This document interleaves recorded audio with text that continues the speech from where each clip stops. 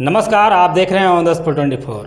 आज हम हैं ऑन द स्पॉट के स्टूडियो में और जो देश में सबसे बड़ा आजकल दिनों में मुद्दा चल रहा है, जहां कर्नाटक विधानसभा चुनाव में राजनीतिक अखाड़े में भारतीय जनता पार्टी और कांग्रेस के नेताओं के बीच जुबानी जंग जारी है।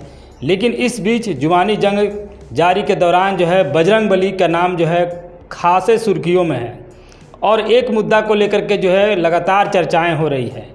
कहा जा रहा है कि कांग्रेस ने अपने घोषणा पत्र में कहा है कि अगर कर्नाटक विधानसभा चुनाव में वो जीतते हैं और उसकी सरकार बनती है तो उन्होंने अपने घोषणा पत्र में लिखा है कि बजरंग दल पर वह जो है बैन लगाएगी। और इसी को लेकर के जो है राजनीतिक सरगर्मी काफ़ी तेज़ है, जहां बीजेपी और कांग्रेस नेताओं के बीच जुबानी जंग जारी है। और इन मुद्दों को लेकर के हमारे बीच हैं, आज इन्हीं को लेकर के जो है चर्चा करने वाले हैं। तो हमारे बीच में है बजरंग दल के नेता और रांची महानगर के संयोजक प्रकाश जी, और दूसरी ओर हैं वरिष्ठ पत्रकार रांची के राजेश जी। आज इन दोनों लोगों से जानेंगे कि वाकई में बजरंग दल पर जो बैन की प्रक्रिया की बात कांग्रेस ने की है और बीजेपी और कांग्रेस के बीच जुबानी जंग जारी है, क्या वाकई में बजरंग दल क्या एक ऐसा संगठन है जो हिंसा फैलाता है? सबसे पहले सवाल बजरंग दल के संयोजक से लेते हैं। क्या लगता है कि वाकई में बजरंग दल हिंसा फैला रहा है? कांग्रेस कह रही है कि हम बैन लगाएंगे, क्या कहेंगे आप? देखिए, हिंदू विरोधी पार्टी अभी जो भी इनका क्रियाकलाप है, जो भी उनका कार्यक्रम वर्तमान में जो भी आपको देखने को मिलता है वो लगातार हिंदू विरोधी है। तो हिंदू विरोधी और किसी खास समुदाय को खुश करने के दृष्टिकोण से इस तरह का आप बार बार डिसीजन ले रहे हैं जो इनके लिए बहुत घातक रूप लेते जा रहा है। और पूरे विश्वास के साथ हम आपको बता रहे हैं कि जिस तरह से इनका हरकत है, भविष्य में वो क्षेत्रीय पार्टी का भी दर्जा खो देंगे। सवाल ये है कि आखिर क्या कारण है कि बजरंग दल को लेकर के जो है तमाम जो भी केंद्र की विपक्ष की पार्टियां हैं वो क्यों कह रही है कि हिंसा जो है बढ़ावा दे रही है बजरंग दल? नहीं, विपक्ष की पार्टियां नहीं, विपक्ष में सिर्फ एक ऐसा पार्टी है जो किसी खास समुदाय को खुश करने के लिए लगा हुआ रहता है। सिर्फ उनके द्वारा ऐसा बोला जाता है। शर्म तो तब आता है जब उनके पीछे पीछे उनके जो कार्यकर्ता है, जिनको बोलना भी नहीं है लेकिन मजबूरी में बोल रहे हैं, वैसे लोग जो कि लगातार जो उनका आला कमान है, जिनका कोई भी धर्म ना रह गया हो, कोई भी क्षेत्रीयता ना रह गया हो, ऐसी स्थिति में वो बार बार इस तरह का निर्णय ले रहे हैं। ये पहली बार नहीं हुआ है, वो लगातार इस तरह का निर्णय कर रहे हैं। और उनका जब इतिहास निकल रहा है, जो पीछे विगत वर्षों में जब उनका शासनकाल था देश में, जब उनके जो है सत्ता पे थे वो लोग, तो जिस तरह का वो निर्णय लिए हैं, अब वो देखने को मिल रहा है कि वो क्या इस तरह का निर्णय ले रहे थे, कैसे वो हिंदू विरोधी निर्णय बार बार ले रहे थे। आप कश्मीर का मुद्दा हो, आप देख लीजिए किस तरह का उनका डिसीजन था। बंगाल को उठाकर देख लीजिए उनका कैसा मुद्दा था। लगातार उस पार्टी के द्वारा हिंदू को घाटा दिया जा रहा है, हिंदू को सताने का एक बहुलक। बार बार आप लोग बोलते हैं कि नहीं, आप लोग का जो है आबादी ज्यादा है, फिर ऐसी स्थिति में क्यों कर रहे हैं? तो ये एक ऐसा पार्टी है जो लगातार हिंदू को डैमेज करने के लिए लगा हुआ है। लेकिन सवाल तो ये उठता है ना कि जो भी आज के दौर में जो वर्तमान चल रही है राजनीतिक क्रियाकलाप, और कह सकते हैं कि उसमें जो है आरएसएस और बजरंग दल जो भी हैं वो बीजेपी के लोग ही होते हैं, क्या वो सही है? देखिए, संघ से प्रभाव होना, अगर आप पार्टी का अगर देखेंगे तो वो एक इस तरह का क्षेत्र है जहां पर सभी लोग आते हैं। ये उनकी मजबूरी है और ये मजबूरी उनके आला कमान की है। वो आला कमान की मजबूरी में बोल रहे हैं। वो लोग सभी लोग मिलते हैं। कौन है आला कमान? आला कमान आप भी जान रहे हैं। कांग्रेस के आला कमान कौन है जो अभी अध्यक्ष बोले हैं? यानी सबसे बड़ा सवाल है ना कि बजरंग दल पर आरोप लगता है कि वह बीजेपी की जो है बी टीम के रूप में कार्य करती है। इस पर आप क्या कहें? आरोप लगाना उनका काम, आरोप तो कोई भी लगा सकता है, हमारा तो स्वतंत्र है। कोई कांग्रेसी को जाके बोलिए तो बजरंग दल में शामिल होना है। एक धार्मिक संगठन है, तो धार्मिक संगठन और राजनीतिक संगठन दोनों अलग अलग है। तो क्या कारण है कि बजरंग दल जो है हमेशा जो है बीजेपी का पक्ष लेती है? आप किसी कांग्रेस के नेता को बोलिए कि आप बजरंग दल में शामिल होना चाहते हैं, हम उनके लिए स्वतंत्र खुला दरबार रखे, आके देखें कि हम क्या करते हैं। हम तो बोल रहे आइए, आप किसी कांग्रेस के नेता को लेकर आइए, विधायक को लेकर आइए, बोलिए चलिए बजरंग दल के प्रशिक्षण में। हम लोग बुलाते हैं उनको, बाकायदा हमारे प्रशिक्षण में आते हैं, लगातार आते हैं, सभी लोग आते हैं। बजरंग दल के प्रशिक्षण में कौन नहीं आता है? उनके क्या कांग्रेस के नेता आते हैं? बिल्कुल आना है उनको, सभी को आते हैं। अब उनको शर्म आता है फोटो खिंचाने में, उनको शर्म आता है बोलने में। अब उनका आला कमान नहीं बोल रहा है तो उनको शर्म आ रहा है। नहीं तो जरा बताइए कि ऐसे अगर कोई बोलता है कि जो है उग्रवादी संगठन है, कोई गलत घटना करते हैं, तो हम तो बोल रहे हैं कि आपके लिए स्वतंत्र हम लोग खुला द्वार रखे हुए हैं। कोई भी आए, आप बजरंग दल ज्वाइन करें। कल से संयोजक हम आपको बनाते हैं, आपके दिशा निर्देश पे हम काम करेंगे, हम कहाँ रोक रहे हैं। चलिए, तो ये थे बजरंग दल के संयोजक जो सवालों का जवाब दे रहे थे। अब अब हमारे बीच हैं राजेश कुमार जी, जो रांची के में पत्रकारिता करते हैं। सबसे बड़ा सवाल है कि राजनीतिक तौर पर जो है, राजनीतिक जहां समाज विकास को लेकर के बातें होनी चाहिए, वहां धर्म को जो है मुद्दा बनाया जाता है। प्रधानमंत्री कहे हैं कर्नाटक के चुनाव में कि बजरंग बली के नाम पर वोट दें। कितना सही मानते हैं कि पीएम पद पर जो व्यक्ति बैठे हैं वो धार्मिक नारा देते हैं और इसको लेकर के जो है चर्चा हो रही है, क्या कहेंगे? देखिए, आपके चैनल के माध्यम से हम ये कहना चाहेंगे कि आप कुछ वर्षों पहले, मतलब वर्षों क्या बोलेंगे, मतलब 100-200 साल पहले अगर आप जाएंगे तो ये पूरा जितना हमारा हिंदू राष्ट्र क्षेत्र है, हिंदुस्तान क्षेत्र है, काफ़ी बड़ा था। अफ़गानिस्तान से, म्यांमार से, मतलब बहुत सारे ऐसे 12 ऐसे देश अभी भारत से कट करके अलग हुए हैं। वो एक छत्र राज था और वहाँ हिंदू राज कराया करते थे। तो प्रधानमंत्री का बोलना ये कोई अचंभा वाली बात नहीं है कि हिंदू, चूँकि भारतीय संस्कृति एक हिंदूवादी रहा है शुरू से ही, तो उनका बोलना कोई अलग बात तो है नहीं। वर्तमान में था नहीं है, वर्तमान में भारत एक धर्मनिरपेक्ष राज्य है, राष्ट्र है। तो आप कह रहे हैं कि था, तो था और है में तो अंतर है। हाँ, था और है में अंतर है, क्योंकि हमारे देश से कितने देश अलग हो गए? 12 देश अलग हो गए। तो 12 देश अलग हो गए तो उसमें आप देखेंगे कि एक भी ऐसा राष्ट्र जो हिंदूवादी नहीं बन पाया। क्यों? कारण ये था कि वो लोग हमेशा से ही, चूँकि जितने भी पार्टियां बनती हैं कुछ विशेष वर्ग या विशेष जाति या विशेष धर्म को लेकर के, चूँकि हिंदू तो बटा हुआ है। अभी भी आप देख सकते हैं, अगर हमको कोई मारेगा तो हमारा पड़ोसी वाला देखते रह जाएगा, लेकिन वही विशेष कोई अलग धर्म के व्यक्ति को अगर कोई मार रहा है तो 100-200 लोग जमा हो जाएंगे और ये देखेंगे कि आखिर हो क्या रहा है, उनको बताने की कोशिश करेंगे। सबसे बड़ा सवाल यही है ना कि राजनीति में जहाँ पर लोगों की समस्या की बात होनी चाहिए, बिजली की बात होनी चाहिए, सड़क की बात होनी चाहिए, विकास की बात होनी चाहिए, वहाँ पर नेता धर्म को मुद्दा क्यों बनाते हैं? देखिए, धर्म एक ऐसा चीज़ है या धर्म एक ऐसा व्यवस्था है जो इंसान को जीवित रहने का कला सिखाता है। क्या कला?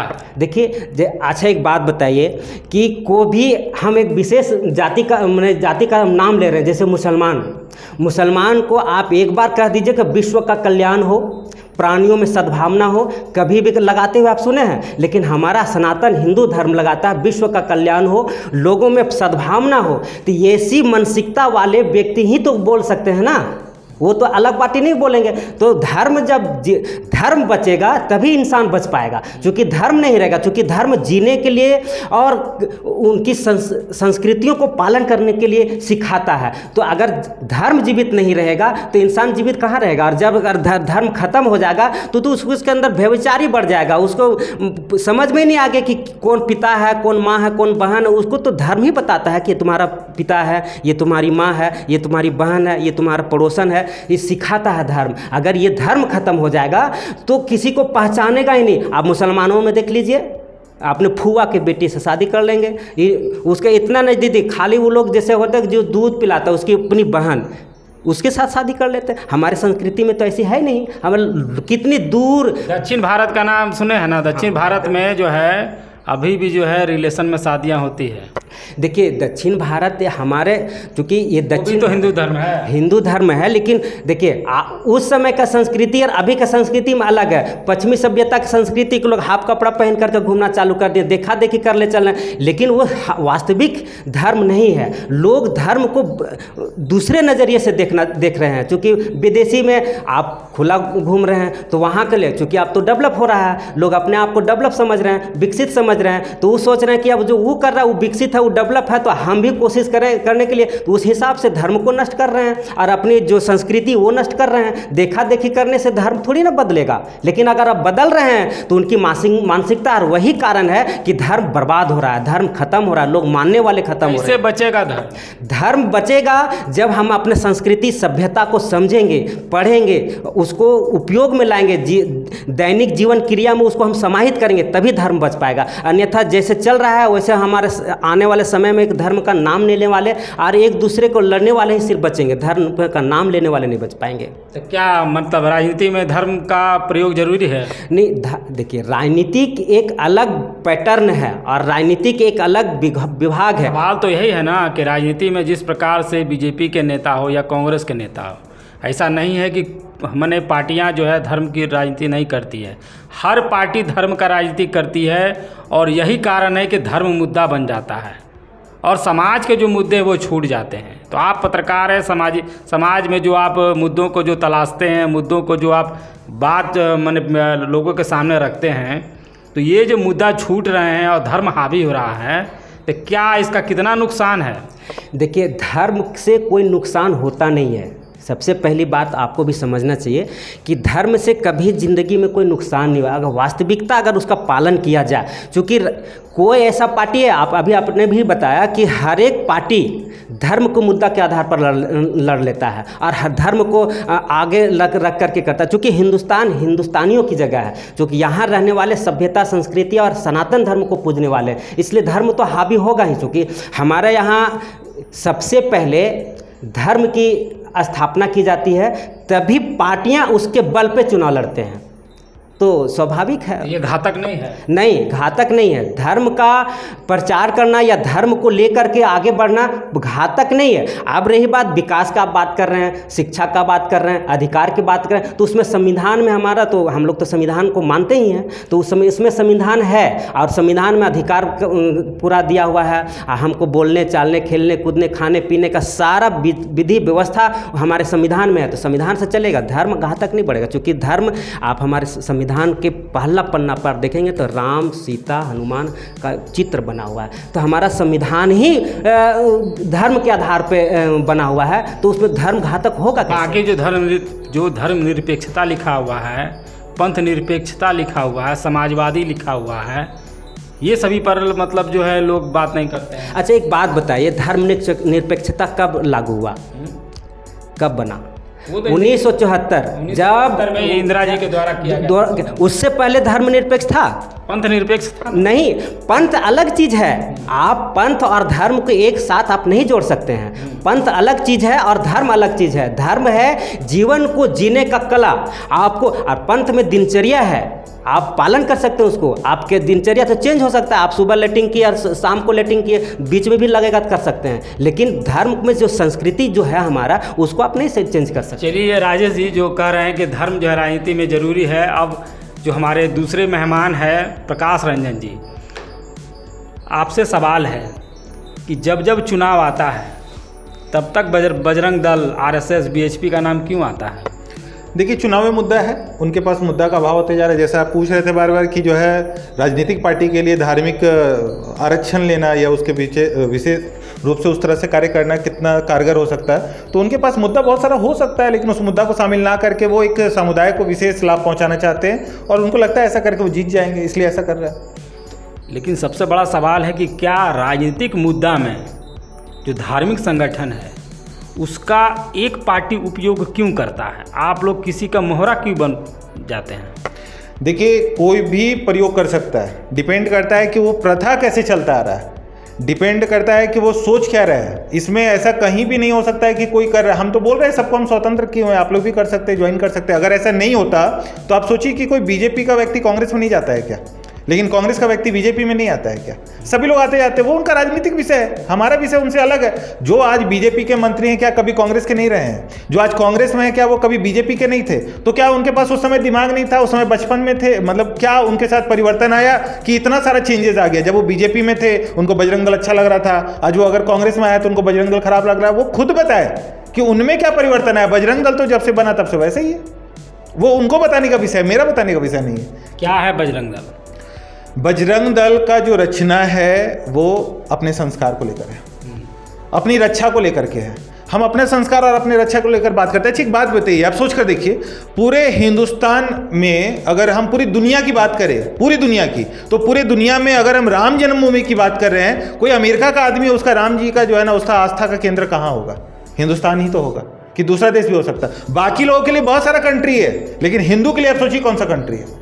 राम जी का जगह कौन सा है? आप सोच कर देखिए।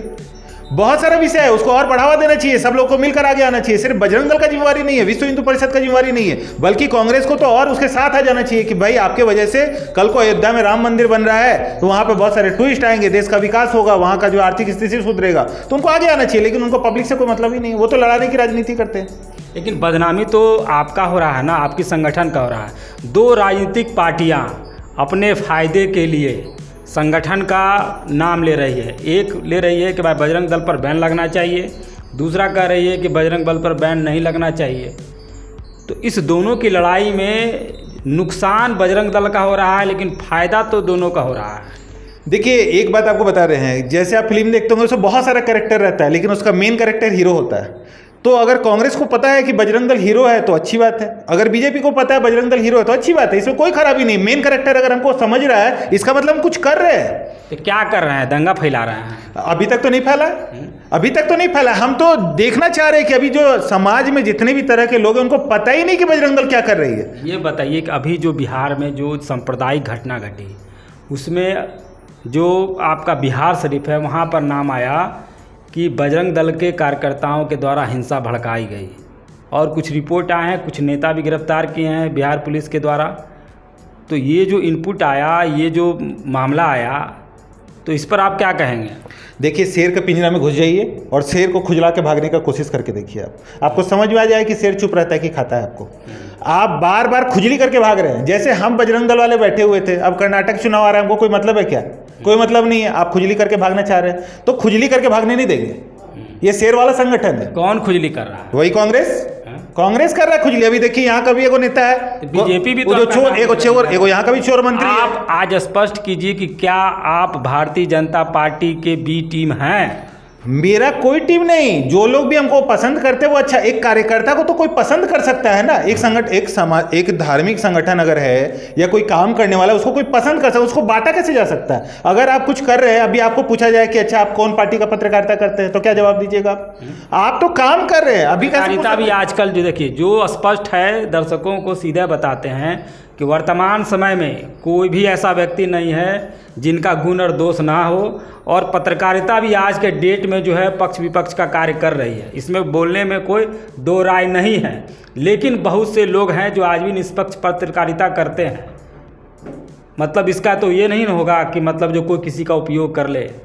देखिए स्वभाव नहीं बदला जा सकता है, स्वभाव तो आपका खुद का होगा। आप किसी पार्टी में रहे, राजनीतिक दल में हो, कहीं बिजनेस कर रहे हैं, स्वभाव आपका है। छोटे छोटे चीज़ों पे स्वभाव वो आप पे लागू होता है। यहाँ पे अब कोई आदमी जिसको मंत्री बना दीजिए, अब वो बोलेगा 50 लाख का हम कलकत्ता में कपड़ा लेने जा रहे हैं, लेकिन बजरंग दल को बैंड करेंगे, तो उनका स्वभाव नहीं बदल सकता है। चोर तो चोर रहेंगे, लुचक्का तो लुचक्का रहेंगे, उनका तो स्वभाव बदलेगा नहीं। लेकिन हम तो कभी कहीं नहीं जा रहे, हमको बोल तो रहे, जब हमको कोई जो है ना तंग करता है, टॉर्चर करता है, हमारे पे प्रहार करता है, तब हम बोलते हैं। हम तो बोलते ही नहीं किसी पर। और अगर किसी को अगर आपको कोई दबा रहा है और आप बोल रहे हैं कि हम बोलने भी नहीं देंगे, आप बोलना भी आपका जो है संविधान से भी आप गए, तो ये तो गैर कानूनी होगा ना। संविधान से तो हम नहीं जाएंगे, हम तो किसी को बोलने नहीं जा रहे। जो तुलना है ना, वो किया जा रहा है PLFI से, इस पर क्या बोलेंगे? देखिए उनका जो मानसिकता है वो उसका मानसिक स्तर बता रहा है आपको। वो अभी तो तुलना कर रहे हैं। अभी इससे पहले आप लोग जब इस तरह का जब विषय आया तो एक बहुत बड़ा मुद्दा आया कि बजरंग दल देश किसान सभी जगह चल रहा है, आप भी शायद देखे होंगे। और एक बड़ा विषय आ रहा है कि इससे पहले बजरंगी को कौन छेड़ा था? तो रावण छेड़ा था, और ये रावण की भूमिका में आ गए हैं। कौन रावण की भूमिका में है? कांग्रेस पार्टी। कांग्रेस पार्टी के आला कमान, कांग्रेस पार्टी के उस तरह के वैसे लोग जिनको बहुत बौखलाहट हो रहा है, उनको पता चल रहा है कि उनका जो ये जो तंत्र है वो अब काम करने वाला नहीं है। लोग उनको जल्दी उजागर करेगा, क्योंकि बजरंग दल चुप तो नहीं बैठेगा। तो क्या आप मैंने क्या कहना चाहते हैं कि जो बजरंग दल के मामले में जो घोषणा पत्र में किया गया है, जो कांग्रेस के अध्यक्ष है मल्लिकार्जुन खड़गे, उन्होंने बैंड लगाने की बात कही है, तो आप उस पर निशाना साध रहे हैं? बिल्कुल कांग्रेस पार्टी पे ही निशाना साध रहे हैं। और आपको एक बात बता रहे, देखिए सच्चाई को बोलने का स्थान होता है। आप जैसे बार बार बोल रहे हैं कि उनका घोषणा पत्र है, तो क्या ये घोषणा पत्र का जगह था? आप एक बात बताइए, इतने दिन से आप लोग बाजार में फील्ड में हैं, राम नाम सत्य है, किसी की शादी में बोला जाता है क्या? राम नाम सत्य है, किसी शादी में बोलिएगा। तो ये पहला तो इतना मूर्ख आदमी है ये लोग, इतना मूर्ख पार्टी है ये लोग, कि ये लोग जो है ना अपने एजेंडा में इसको शामिल किया है कि बजरंग दल, भाई हमको बहुत घबराहट है बजरंग दल से। लेकिन बजरंग दल क्या कर रहा है उसके लिए वो नहीं बता पा रहे। बहुत सारे लोग बोलते हैं, उनसे पूछिए क्या किया आपके साथ, कभी कुछ किया है क्या? उनके पास कोई जवाब नहीं होगा। उन्होंने तो कहा है कि बजरंग दल जो है हिंसा को बढ़ावा दे रहा है, भगवान राम के नाम पर जो है गुंडागर्दी कर रहा है। अभी हाल फिलहाल जो है भूपेश बघेल जो छत्तीसगढ़ के मुख्यमंत्री हैं, उन्होंने भी अपने ट्विटर हैंडल से एक वीडियो शेयर किया है जिसमें कि एक बजरंग दल के जो कार्यकर्ता हैं वो आपत्तिजनक शब्दों का उपयोग कर रहे हैं। देखिए, बहुत सारे लोग जो ना पॉपुलैरिटी के लिए करते हैं। बहुत सारे लोग को अब जैसे वो बेचारे कांग्रेस का अध्यक्ष का नाम पूछेगा बाहर जाके, अच्छे लोग नाम तो कोई नहीं जानता। आज भी किसी से पूछेगा राहुल गांधी का नाम लेगा, उसको जानता नहीं था कोई। बजरंग दल के नाम से बोले तो शेर को खुजली करके भाग रहा है वो, उसको कोई नहीं जानता था। वो सिर्फ अपना नाम खड़ा किया बजरंग दल का, अगर वो नाम नहीं लेता ना, बजरंग दल का झंडा लेकर के वो तो आपत्तिजनक भाषा का बोल रहे थे ना। ये वो मान रहा है कि शेर को खुजली की है। ये वो जानता है कि शेर के साथ पंगा हुआ है उसका। वो छोटे लोग से अगर वो कुत्ता से भिड़ता तो उसका नाम कौन जानता?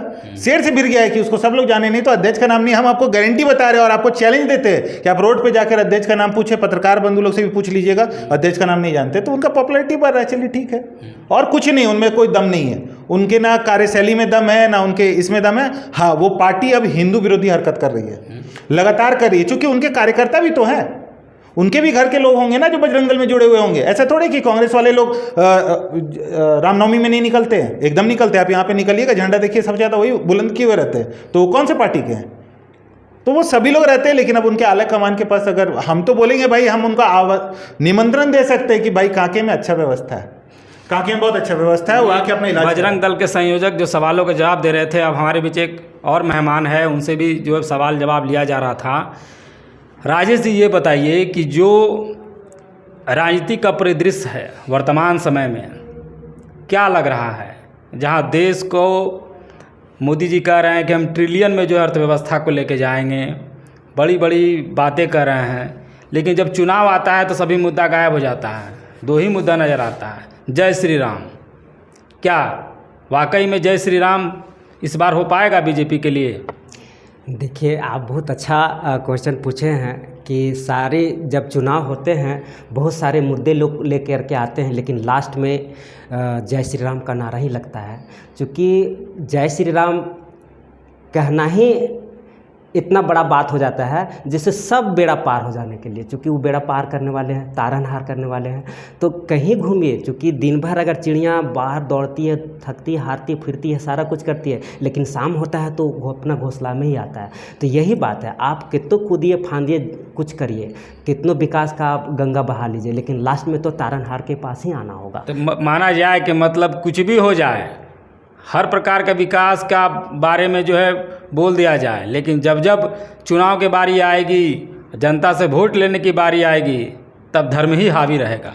देखिए, आप तो देख सकते हैं ना, अभी तो आप हर जगह चुनाव हो रहा है, कर्नाटक है, तो ये बजरंग बली और बजरंग दल को समाहित करने का क्या तुक बनता था? कोई मतलब नहीं था। आप चुनाव लड़िए, अपना विकास का मैनिफेस्टो बनाइए, बजरंग दल को घुसाने की क्या जरूरत थी? आखिर दोनों पार्टियां घुसाई, एक ने कहा बैंड लगाएंगे, एक ने कहा बैंड लगने नहीं देंगे। देखिए, जैसे शुरू से लोग जानता है कि बीजेपी एक धार्मिक संगठन के आधार पर लड़ती है, चूँकि धार्मिक, चूँकि वो हमेशा बहुत बड़ी बात कर रहे हैं, आप बहुत बड़ी बात कर रहे हैं कि बीजेपी जो है धर्म के आधार पर लड़ती है। देखिए, धर्म के आधार पर नहीं, वो धार्मिक सोच है उनका, आधार नहीं, आधार तो वो है ही, खुद है ही। क्योंकि आज देख लीजिए, कांग्रेस का देख लीजिए, उनको खुद अस्तित्व पर खतरा मंडरा रहा है। अब पूरे 18 राज्यों में उनकी सरकार थी, आज 6 राज्य से 4 राज्य में सिमट करके रह गई। उनका तो खुद अस्तित्व खतरा में है, और उनका घर परिवार में पता नहीं चल पाता कि कौन किस जाति से है,